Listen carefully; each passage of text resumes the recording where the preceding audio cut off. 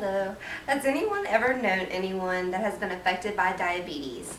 According to PubMed Health, last updated August 31st, 2001, diabetes is a lifelong chronic disease in which there are high levels of sugar in the blood.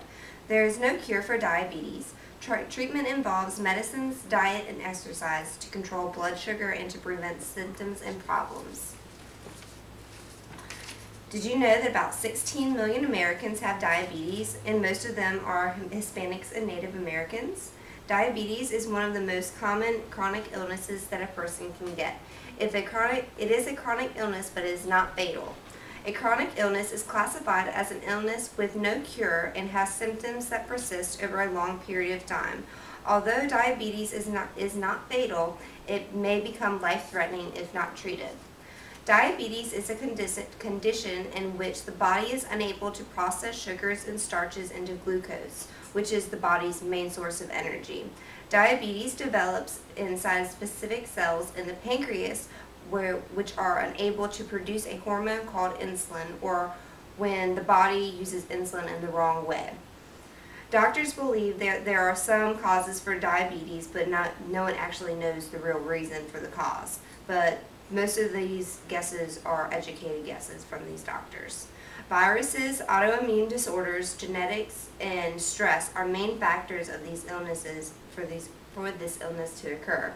Some of the most common symptoms of stress are excessive thirst, hunger, excessive urination, exhaustion, and also flu and cold-like symptoms. Diabetes can cause even other diseases because of the instability of glucose. It is best recommended the treatments for diabetes are insulin injections, dieting, and exercising. Type 1 diabetes means you are insulin dependent. 10% of the people who have diabetes have type 1. This type is often called juveniles because it happens during childhood or adolescence, typically between the ages of 9 and 30. People with type 1 diabetes often take insulin on a daily basis. There are 3 types of insulin, and those are rapid or regular acting insulin, and intermediate acting insulin, and long acting insulin. And the insulin is measured in cubic centimeters and has 3 different strengths, which are 40, 80, and 100 cubic centimeters. Insulin is injected beneath the skin into the tissue. There are 3 different ways to inject, which are the jet injectors, the insulin pen, and the insulin pumps. Without insulin, the body cannot function correctly nor survive. Type 2 diabetes is also called adult onset diabetes. This is the most common form of this illness. About 80 to 90% of Americans have this chronic illness and develop this type, and the majority of them develop this disease after the age of 40. In type 2 diabetes, the pancreas still develops insulin, but either the pancreas does not produce enough insulin or the body does not use it in the right manner. When you are diabetic, you must shop with a wearable eye more. So when you need a guideline that will help you quickly determine whether the food is a good choice or a bad one. Making the best choices will help you maintain good health, control your blood pressure, sugar levels, and keeping them at a close to normal as possible. WebMD has compiled a list of best and worst food choices for diabetics that can use either in the supermarket or in your own kitchen when you want something to eat.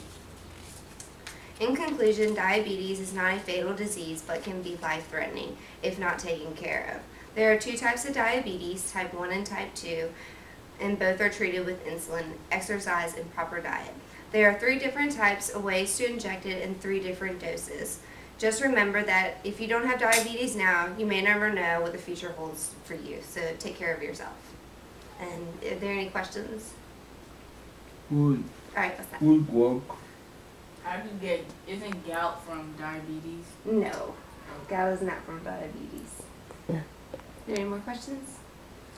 Isn't diabetes have it carry other things like high cholesterol, Mhm. high blood pressure. That's why I was saying that people who do have diabetes have to watch what they eat and their blood intake and sugar levels and glucose levels and whatnot, because if they do eat the wrong things, that it will not, their body will not act correctly and will not function correctly. So it's best to watch everything and chart it out and take a diary of your food. So, is there any more questions? No? Alrighty, thank you. Good job.